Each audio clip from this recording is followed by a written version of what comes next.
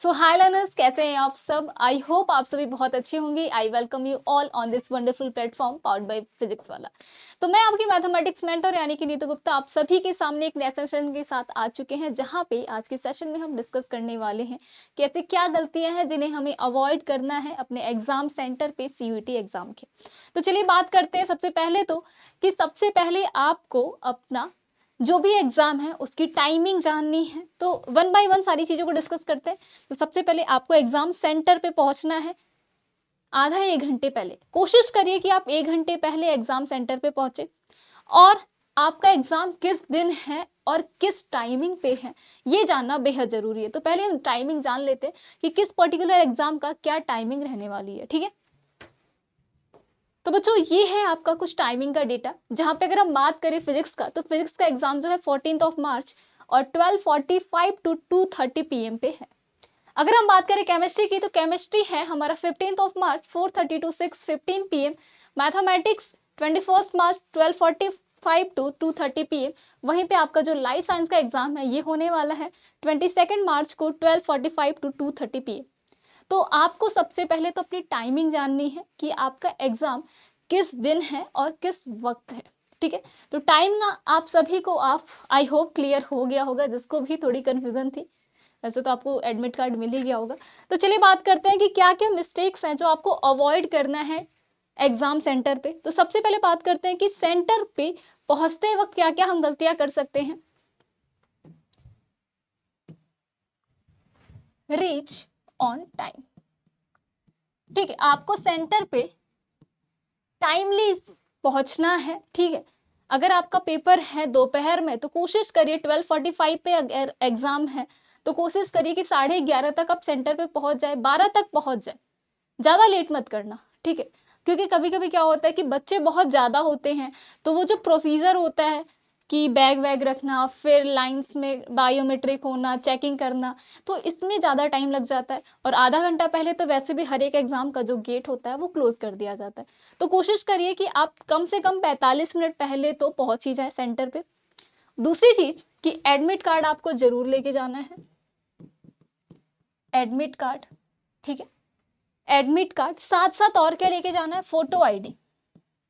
Photo ID का क्या मतलब हुआ, फोटो आईडी कंटेन्स आधार कार्ड, ड्राइविंग लाइसेंस, एक ऐसी आईडी जहां पे आपकी व्यक्तित्व मतलब जो भी आप इंडिया के सिटीजन हो, आपका नाम, आपकी डेट ऑफ बर्थ, ये सारी चीज़ें जहाँ पे देखी जा सके और आपके एडमिट कार्ड से वेरीफाई की जा सके। तो इस तरीके से आधार कार्ड तो हर किसी के पास होता है, आधार कार्ड लेके जा सकते हैं, पैन कार्ड लेके जा सकते हैं, आप ड्राइविंग लाइसेंस लेके जा सकते हैं। तो ये सारी कुछ चीज़ें जो आप लेके जा सकते हैं।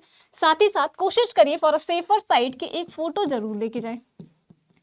ठीक है, फोटो भी लेके जाइए for a safer side, photo भी लेके जाइए, फोटो आईडी भी लेके जाइए, और एडमिट कार्ड, ये सारी चीज़ें तो मस्ट ही है। फोटो भी आपको फॉर अ सेफर साइड लेके जाना है।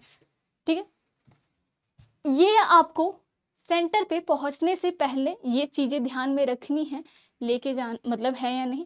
कोशिश करिए कि पानी की बोतल अपने साथ लेके चले। ये तो एक्स्ट्रा चीज़ें हो गई कि जिन भी बच्चों को प्यास लगती है, परेशानी होती है, थोड़ा सा एंजाइटी सा होता है, पानी पी लेते हैं तो रिलैक्सेशन फील होता है, तो ट्रांसपेरेंट पानी का बॉटल लेके जाइए, पेन लेके जाइए अपने। तो सारी चीज़ें अगर हमारी हैं तो ज़्यादा हो जाता है, अच्छा कन्वीनियंट हो जाता है। पैनिक नहीं कर दे हम कि अरे किसी से मांगे पेन कि यार पेन दे दो, सेंटर में जाके इन्विजिलेटर से मांगे कि सर पेन दे दीजिए। तो वहाँ से बेटर है कि हम अपनी चीज़ें खुद ही कैरी करके लेके जाएं। तो पेन लेके जा सकते हैं।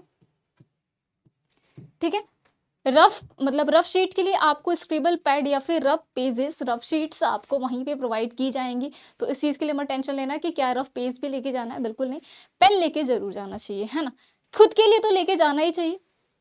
Pen, photo ID, admit card, reach on time, ये सारी चीज़ें हैं जिसको आपको ध्यान में रखना है। साथ ही साथ कुछ और भी क्या चीज़ें हैं जो आपको अवॉइड करना है ड्यूरिंग एग्जाम। ठीक है, ये तो सेंटर पे पहुंचने की बात हो गई। अब पेपर के दौरान आपको क्या क्या गलतियां आप कर सकते हैं वो सारी चीजें, तो उसकी बात करते हैं। ड्यूरिंग एग्जाम, सिंस आपको पता है कि ये जो हमारा एग्जाम है सीईटी पीजी एग्जाम, यहाँ पे नेगेटिव मार्किंग भी होती है। तो किसी भी क्वेश्चन में आपको क्या करना है, तुक्का नहीं लगाना है। बहुत सारे बच्चे होते हैं जो तुक्का लगा देते हैं, तो वो सारी चीजें नहीं करनी है, अवॉइड करना है ये सारे मिस्टेक्स। आपको क्वेश्चन अच्छे से पढ़ना है, डोंट मिसअंडरस्टैंड क्वेश्चन। क्वेश्चन को आपको मिसअंडरस्टैंड नहीं करना है, यानी क्वेश्चन कुछ और लिखा है और आप पढ़ कुछ और है, आंसर कुछ और कर रहे हैं, तो ये आपको उस टाइम पे दिमाग अपना इतना खोल के रखना है कि जो लिखा है आप वही पढ़ें, ठीक है। इसके लिए आप क्या करेंगे, एक दिन पहले एक अच्छी नींद लेके जाइए, ताकि आपका जितना फ्रेश दिमाग होगा आप उतना बेहतरीन परफॉर्म कर पाएंगे। आपको अंडरस्टैंड करना है क्वेश्चन को, मिसअंडरस्टैंड नहीं करना है।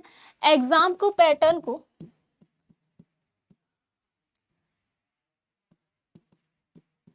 follow all the instruction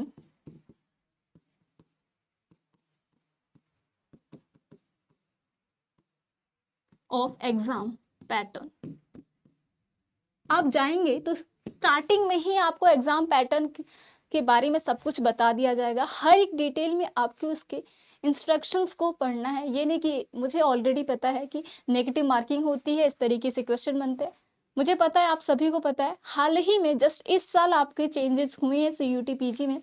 इससे पहले तो आपके सेक्शन ए आते थे जिसमें आपको जनरल स्टडी के क्वेश्चंस भी होते थे, बट इस साल चेंज हुआ है, अपडेशन में ये पोर्शन हटा दिया गया, केवल आपका पर्टिकुलर टॉपिक आएगा। तो इसी तरीके से कुछ बच्चों को पता होगा, कुछ बच्चों को नहीं पता होगा, तो इस वजह से कोई भी एग्जाम दे आप जरूर उसके इंस्ट्रक्शंस को जरूर पढ़ें, किसी भी क्वेश्चंस को मिसअंडरस्टैंड नहीं करना है आपको, ठीक है। पैनिक नहीं करना है, डोंट गेट पैनिक। पैनिक नहीं करना है आपको एग्जाम में कि क्वेश्चन आ रहा है, नहीं आ रहा है, अब मैं क्या करूं, अरे मेरा तो पेपर खराब हो गया।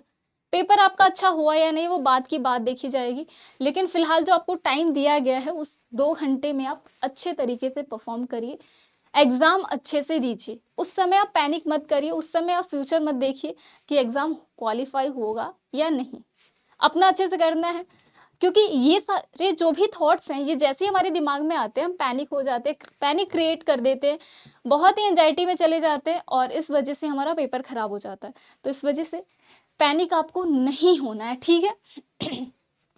तो ये सारी कुछ चीजें हैं, किस तरीके से पेपर को अटेम्प्ट करना है, ये सब कुछ स्ट्रैटेजी हमने ऑलरेडी आप सबको बता दिया है। आप हमारे चैनल पे देख सकते हैं कि किस तरीके से स्ट्रैटेजी है, किस पेपर को किस तरीके से डील करना है, सब कुछ बता दिया गया। बस आपको ध्यान रखना है इन सारी चीजों का, सिली मिस्टेक्स से बचना है, अवॉइड सिली मिस्टेक्स, ठीक है। सिली मिस्टेक्स आपको अवॉइड करना है जब भी कैलकुलेशन करें आप किसी भी क्वेश्चन का। अच्छा, एक और चीज, बच्चों का एक कंसर्न रहता है कि क्या मैम इस एग्जाम में कैलकुलेटर मिलेगा या नहीं, तो यहाँ पे आपको कैलकुलेटर नहीं मिलता है, नो कैलकुलेटर। तो इसका क्या मतलब है कि जब कैलकुलेटर नहीं है तो आपको खुद से प्रैक्टिस करनी पड़ेगी। और मैथ्स वाले बच्चों की तो खास बात कि भाई वो उनको क्वेश्चंस तो आते हैं, प्रैक्टिस भी उनको अच्छे से होती ही है, कैलकुलेशन करते हैं, लेकिन वो थोड़ी कोशिश करते हैं, आलस लगाते हैं, वहाँ पे कंप्यूटर पे या फिर सिस्टम पे अपने कैलकुलेटर यूज करके सॉल्व कर लेते हैं। अभी भी हमारे पास टाइम है, प्लीज आप प्रैक्टिस करना स्टार्ट कीजिए, जहां भी आपको कैलकुलेशन बेस्ड क्वेश्चंस मिल रहे हैं खुद से सॉल्व कीजिए, क्योंकि पेपर में आपको कैलकुलेटर नहीं मिलेगा। और दिमाग में कहीं ना कहीं किसी न किसी बच्चे के हो भी सकता है कि कैलकुलेटर है तो हम प्रैक्टिस ना करें, तो ये गलती आप गलती से भी मत करना, कैलकुलेटर आपको नहीं मिलेगा तो प्रैक्टिस आपको खुद से करनी है, ठीक है। तो बस यही कुछ चीजें हैं जो आपको अवॉइड करना है एग्जाम में। तो ड्यूरिंग एग्जाम आपको ये चीजें कुछ फॉलो करनी है, आपको पॉजिटिव रहना है, स्टे पॉजिटिव, ठीक है। पूरे एग्जाम के दौरान आपको पॉजिटिव रहना है। बस ये 4-5 चीजें आप अच्छे से कर लीजिए, आपका यकीनन पेपर अच्छा होगा। अगर आपका सब्जेक्ट पे अपना अच्छा कमांड है तो बिल्कुल अच्छा होगा, मुझे लगता है। Hard work always page of, तो हार्ड वर्क अगर आपने अच्छे से किया है, मेहनत करी है, तो वो जरूर रंग लाएगी।